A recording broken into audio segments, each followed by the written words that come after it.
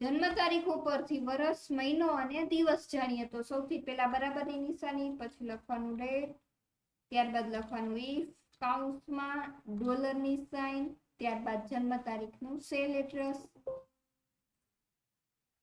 Okay, જન્મ તારીખનું cell address થશે બી, ડોલરની સાઇન 3, અલ્પવિરામ ટુડે, કાઉન્સ પૂરો, અલ્પવિરામ ડબલ કોટમાં વાય, ડબલ કોટ પૂરા, કાઉન્સ પૂરો, એન્ડની સાઇન અને ડબલ કોટમાં Y E A R, double quote પૂરા.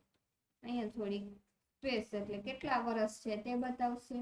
ત્યારબાદ આપણે અહીંયા ખેંચી લઈએ અહીંયા, અને અહીંયા છે વાય ની જગ્યાએ એમ લખી દઈએ, અહીંયા લખી દઈએ મંથ. ત્યારબાદ અહીંયા લખી દઈએ